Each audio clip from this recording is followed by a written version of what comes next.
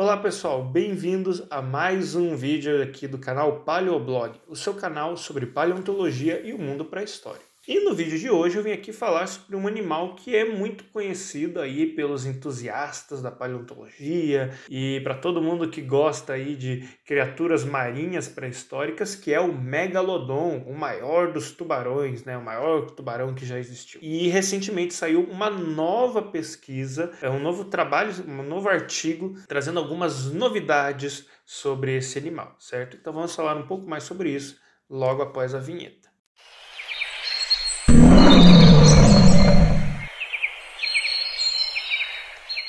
E como é de praxe aqui, antes da gente entrar no assunto do vídeo em si, né, gostaria de pedir para vocês aí se inscreverem no canal se não forem inscritos, darem o like aí no vídeo, porque senão lá no final vocês esquecem, né? Vai saber.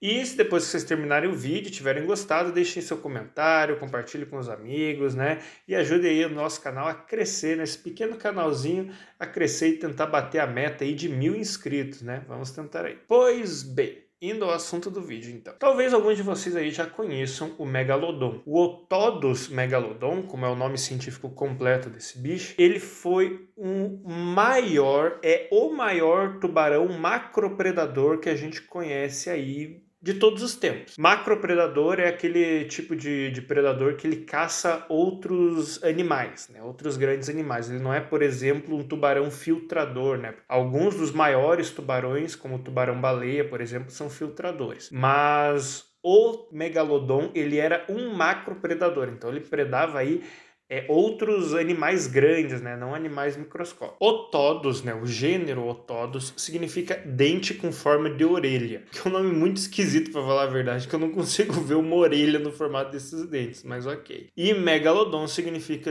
literalmente dente gigante. E o megalodon, ele habitou os oceanos da Terra ali durante a época do Mioceno até o início do Plioceno, entre 23 e 3,6 milhões de anos atrás. E quando eu digo oceanos da Terra, é justamente por causa da grande distribuição geográfica desse animal.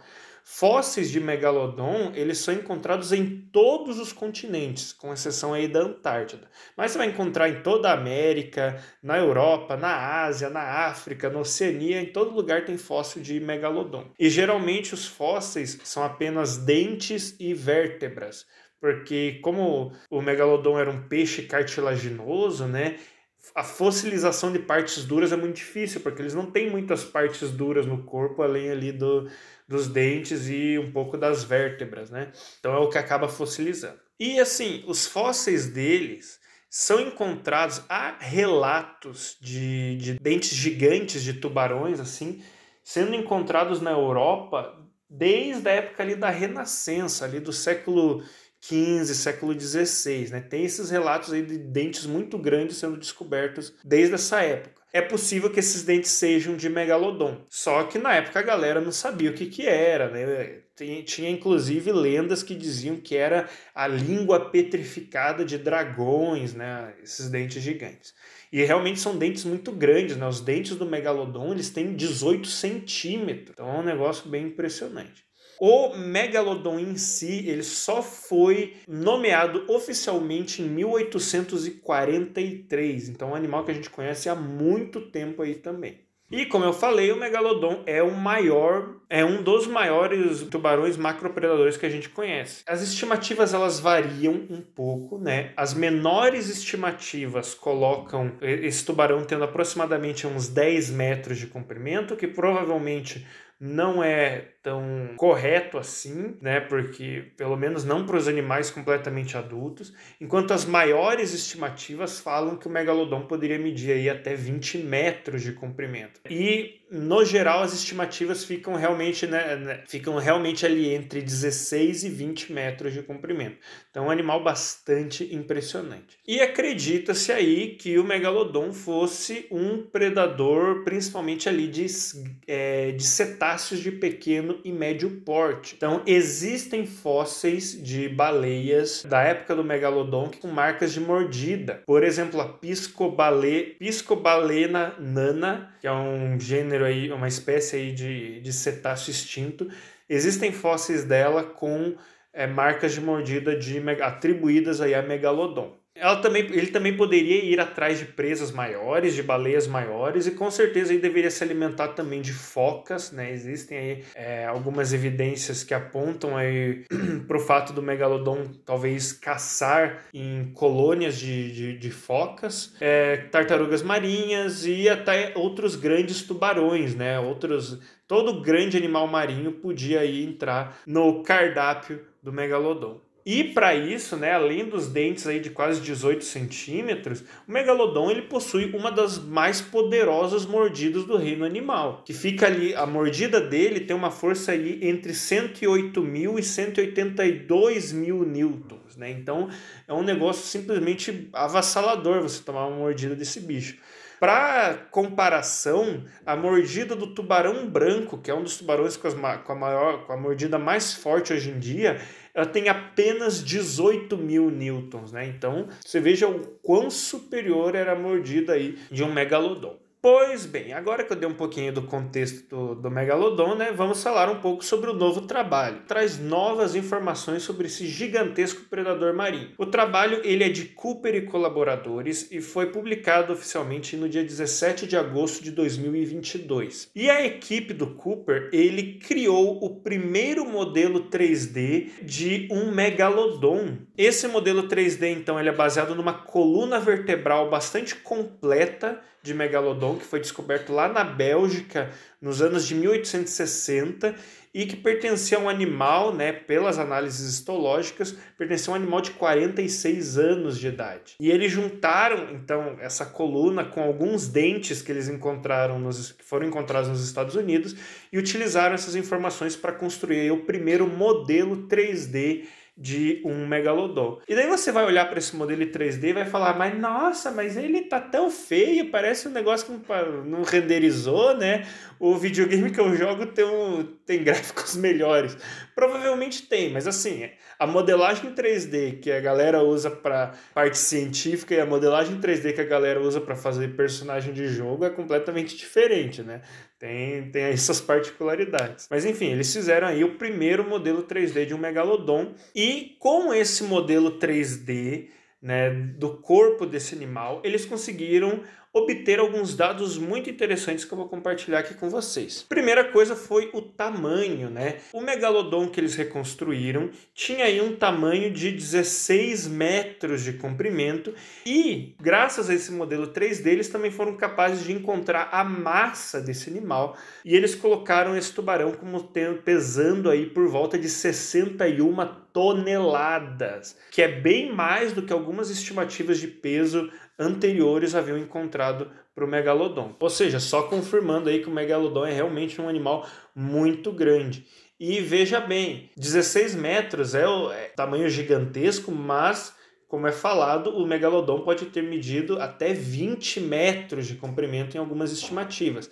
Esse tamanho de 16 metros é só deste indivíduo, dessa coluna fossilizada, descoberta ali na Bélgica, né? E o tamanho daquele bicho em particular. Provavelmente existiam animais aí bem maiores do que esse indivíduo. Baseado nesse modelo 3D, eles foram capazes de aferir aí a velocidade do Megalodon. E eles viram que o Megalodon poderia atingir velocidades de cruzeiro, velocidades absolutas de cruzeiro de aproximadamente 5 km por hora, sendo mais rápido do que qualquer tubarão da ordem laminiforme vivo hoje. A ordem laminiforme é a ordem que inclui o Megalodon e outros grandes tubarões aí. E pelas análises comparativas aí do que o modelo 3D que eles reconstruíram seria capaz e comparando com os dados de velocidade de várias espécies aí de tubarões vivos hoje em dia, eles foram capazes de chegar nesse resultado aí de 5 km por hora.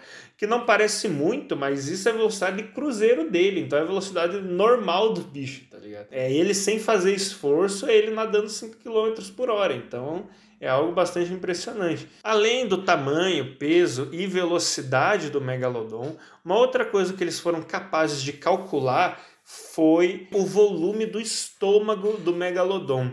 Como que eles fizeram isso? Comparando com o volume aí do estômago de tubarões brancos. O tubarão branco, ele é considerado aí um dos melhores análogos para o Otodus megalodon. Inclusive, no passado, bem antigamente, o megalodon ele era considerado, ele era colocado dentro do gênero Carcharodon, que é o gênero a qual pertence o tubarão branco, né? O tubarão branco é o Carcharodon carcaras, e antigamente o megalodon era chamado de Carcharodon megalodon.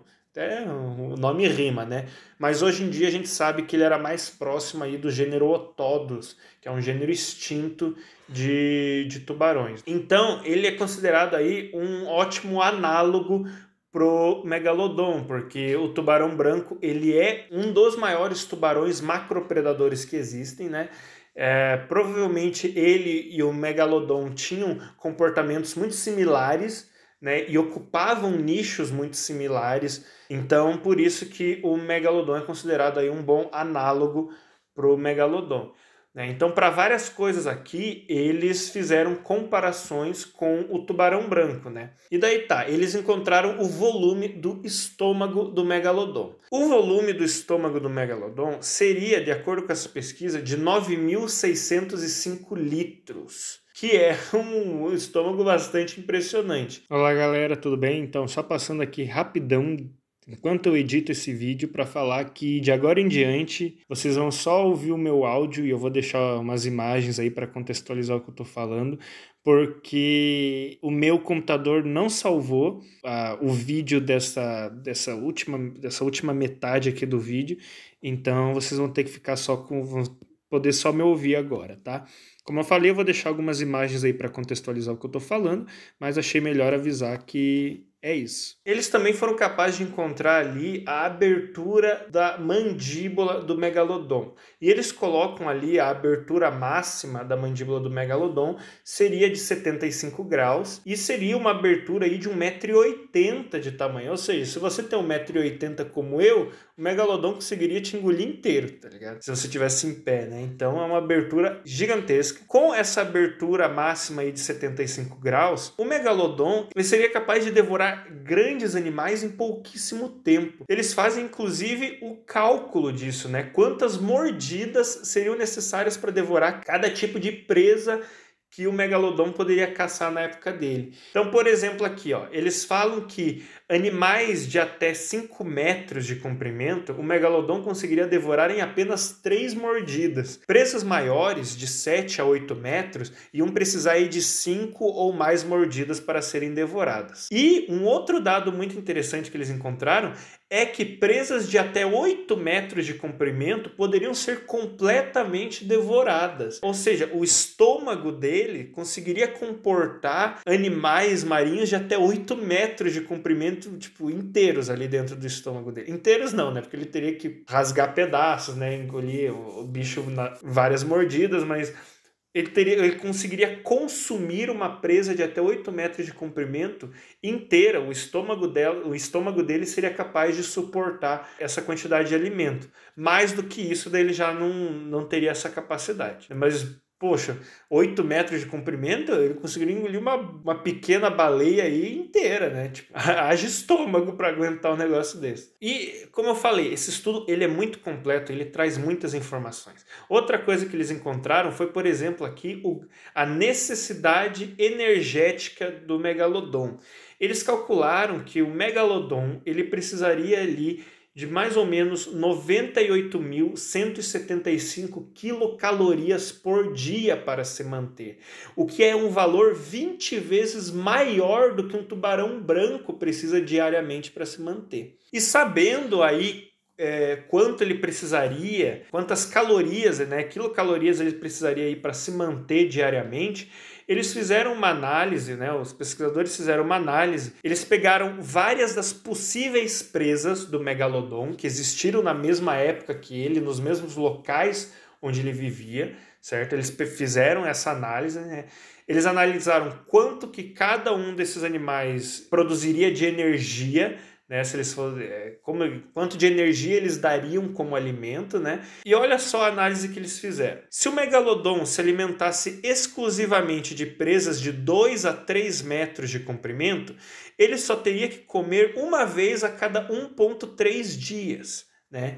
Então ele teria que comer diariamente aí um animal entre 2 a 3 metros de comprimento. Agora, se ele se alimentasse apenas das maiores presas disponíveis no cardápio dele, que eram baleias aí de até 12 metros, de mais de 12 metros de comprimento, o megalodon poderia facilmente obter energia suficiente para sobreviver 145 dias antes de caçar de novo. Então, uma baleia de 12 metros de comprimento ofereceria aí energia suficiente para o megalodon para ele sobreviver 145 dias sem comer de novo. É o que é algo bastante impressionante, né? Agora, se o megalodon se alimentasse apenas das maiores presas que eles poderiam consumir completamente, então vocês lembram ali que eu falei que ele poderia devorar uma presa de até 8 metros de comprimento inteira. Tipo, ele era capaz de consumir o animal inteiro, né? Se ele se alimentasse apenas desse tipo de animal, desses que ele consegue consumir completamente, o megalodon poderia se sustentar por até 63 dias com apenas uma presa. Mas assim, isso só valeria se ele fosse um predador bastante seletivo, que só se alimentasse de um tipo de presa. E o que não é o caso. O megalodon ele era um predador com um cardápio mais variado. Então, ele vai se alimentar ali de pequenos animais de até 2, 3 metros. Ele vai caçar animais de médio porte, de até 8 metros de comprimento, e vai se alimentar de grandes baleias também ali de 12 metros ou mais de comprimento, né? Então ele tinha um cardápio muito variado. Mas eles fazem essa análise do gasto energético do megalodon e de quanta energia ele conseguiria obter aí de algumas presas, de quanto tempo ele conseguiria ficar sem comer, né? Com essa energia. E além disso, não necessariamente ele esperaria toda a energia dele gastar para ele comer de novo, né? Provavelmente não, ele deveria estar sempre comendo. Mas o fato do megalodon, de acordo com esse estudo, ele ser um animal com uma velocidade de cruzeiro muito alta e capaz aí de consumir grandes presas, pode indicar que o megalodon era capaz de cruzar grandes distâncias oceânicas em busca de alimentos, o que faz dele um predador transoceânico, né? Então ele seria um animal que cruzaria grandes distâncias indo atrás de uma presa, de um local de caça até outro, né? E isso pode explicar um pouco a sua grande distribuição geográfica. Como eu falei, fósseis de megalodon são encontrados em todos os continentes, né, com exceção da Antártida. Então, ele era um animal que viajava muito pelo oceano. O próprio tubarão branco, né, que é o seu melhor análogo hoje em dia, ele é um predador que também viaja grandes distâncias de uma área de alimentação até a outra. Então, provavelmente, o megalodon fazia a mesma coisa, né? Ele era um predador transoceânico, ele era um animal que viajava uma distância muito grande pelo oceano atrás de novas presas. E todas essas informações que eles coletaram a partir da análise do esqueleto, a partir da análise da literatura que já é conhecida do megalodon e a partir aí da construção desse primeiro modelo tridimensional, os pesquisadores, né, eles afirmam que o megalodon ele provavelmente desempenhou aí um papel muito importante, um papel ecológico muito importante no transporte de nutrientes através dos oceanos, porque é um animal que se alimentava de grandes presas, né? Então ele transportava grandes quantidades de nutrientes através do oceano por onde ele passava. E a extinção do megalodon, eles falam que pode ter afetado negativamente aí a transferência global de nutrientes. Então, isso comprometeria aí negativamente, né, a diversidade, a produtividade e a estabilidade dos ecossistemas marinhos. Então, a extinção do megalodon pode ter trazido aí alguns sérios problemas para alguns ecossistemas marinhos, justamente porque já não tinha mais esse trânsito de nutrientes nos oceanos quando eles desapareceram. E sim, o megalodon desapareceu. Não acreditem em quem diz que o megalodon continua vivo aí, escondido nos oceanos profundos do planeta. Isso aí é balela, isso aí é mentira, é lorota, ok?